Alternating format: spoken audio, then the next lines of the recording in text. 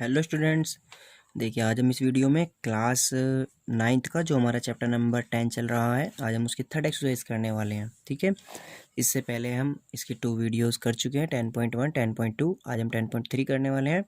तो देखिए 10.3 में जो हमारा फर्स्ट क्वेश्चन है, तो फर्स्ट क्वेश्चन हमारा क्या है कि draw different pair of circle, how many points does each pair have in common, what is the maximum number of common points. मतलब आप सर्किल्स के पेयर ड्रॉ कीजिए और पेयर ड्रॉ करके ये बताइए उनमें कितने पॉइंट कॉमन आ सकते हैं। ठीक है, तो मैक्सिमम नंबर ऑफ कितने पॉइंट कॉमन आप ला सकते हैं आपको बताना है। देखिए हम इसको कैसे करने वाले हैं। आपके पास में 3 केसेस हैं। फर्स्ट केस कि आपने दूर दूर सर्किल बनाए हैं, पेयर बनाया है, कोई भी पॉइंट कॉमन नहीं है, तो आप क्या कह सकते हैं, कॉमन पॉइंट 0। आप ऐसा भी कर सकते हैं कि सर्किल को टच करा दें, तब क्या होगा, आपका एक कॉमन पॉइंट मिलेगा, सिंगल, यानी कॉमन पॉइंट ओनली 1 यानी सिंगल। और एक दो सर्किल आपके क्रॉस कर जाएं तो क्या होगा, कॉमन पॉइंट आपके 2।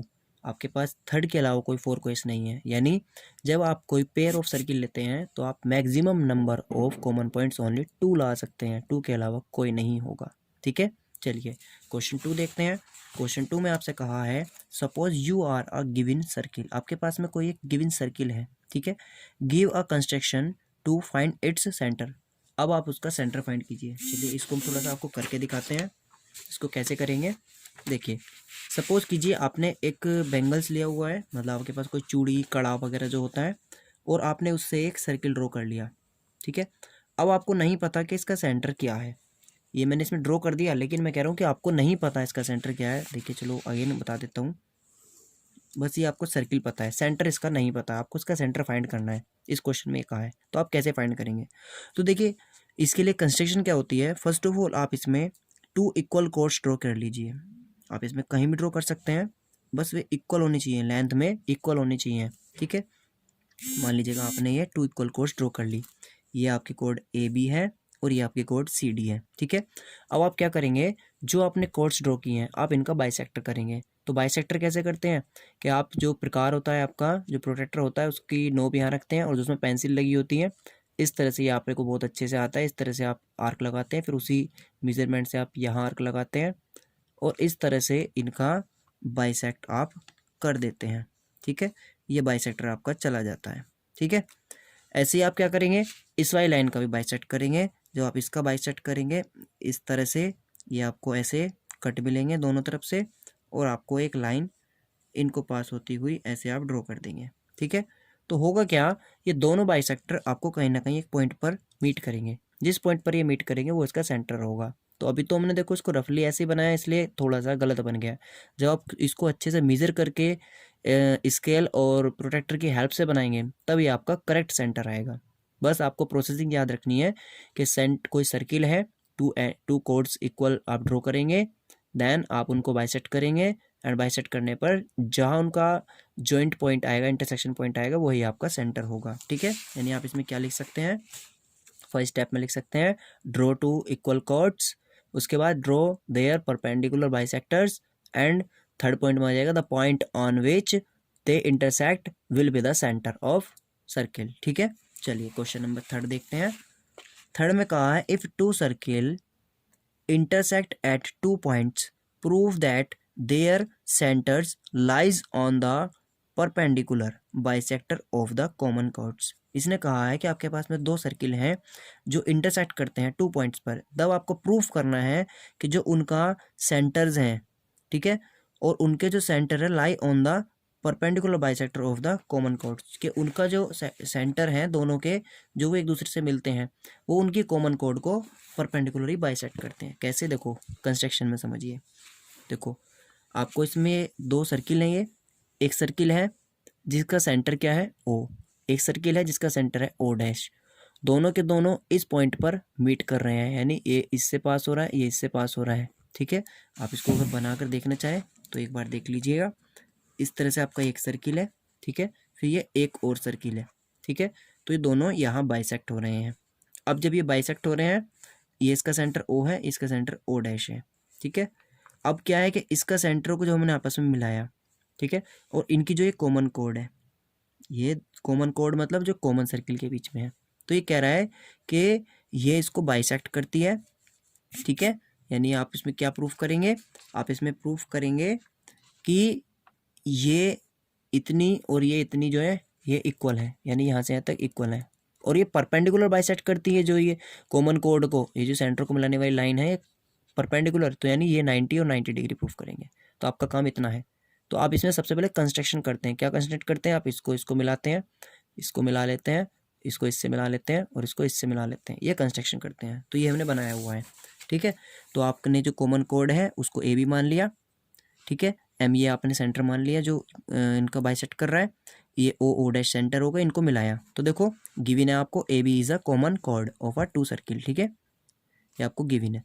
टू प्रूफ क्या करना है आपको प्रूफ करना है कि परपेंडिकुलर बाइसेक्ट, तो इसका मतलब आपको ए एम ओ डैश और ए एम ओ आपको क्या प्रूफ करने हैं कि A M O and B M O कोई नहीं, ऐसे प्रूफ कर दीजिए, ये क्या है 90 डिग्री है, ठीक है।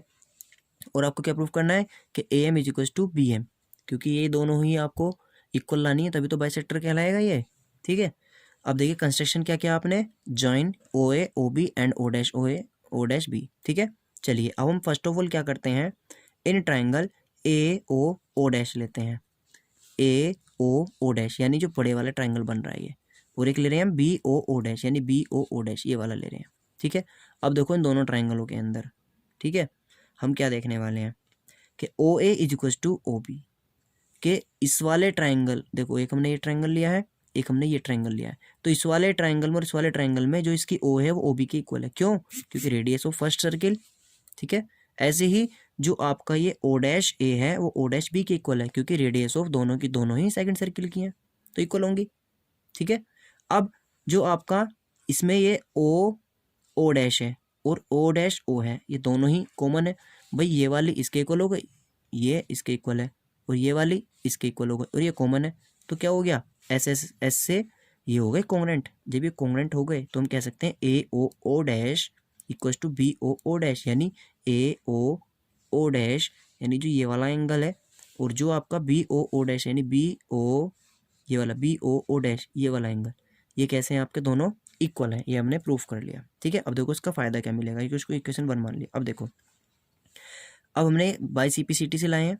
अब देखो now in triangle A M O and B M O, हमने ले लिया A M O and B M O, हमने छोटा ट्राइंगल ले लिया A M O and B M O, क्यों, हमें ये लाइनें आपस में इक्वल प्रूफ करनी है ना, तो इक्वल प्रूफ करने के लिए इन छोटे ट्राइंगलों को इसलिए ले रहे हैं क्योंकि हम इनको कॉन्ग्रेंट प्रूफ करेंगे, बाई सीपीसीटी से हो जाएगा। तो देखो कॉन्ग्रेंट प्रूफ कैसे करेंगे हम, इन ट्राइंगलों को हमने ले लिया, इन ट्राइंगल में हमें देखो क्या क्या पता है भाई, ये वाली साइड इसके इक्वल है, अब ये हमने अभी प्रूफ करा है एक एंगल, ठीक है, और क्या चाहिए हमें एक साइड और देख लेंगे, तो ये कॉमन साइड है, तो हमने देखो क्या लिखा O A is equal to O B, चलो radius of circle O M is equal to O M, क्योंकि ये कॉमन है, एंड अभी हमने प्रूफ करा है कि A O M is equal to B O M, ये हमने अभी प्रूफ करा है फर्स्ट में।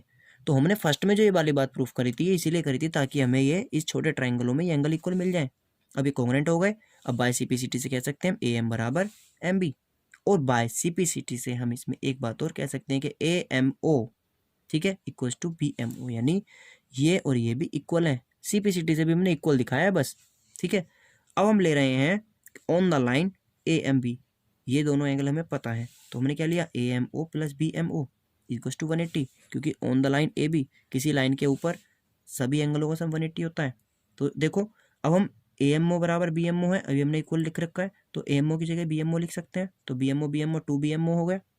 अब देखो जब ये 2 बी एम ओ हो गया, A M O plus A M B M O equal to 2 B M O हो गया इक्वल रखने पर, तो ये कितना हो जाएगा 180/2, यहाँ देखो ये 180/2 हो जाएगा, ठीक है। तो बी एम हो जाएगा आपका 90 डिग्री।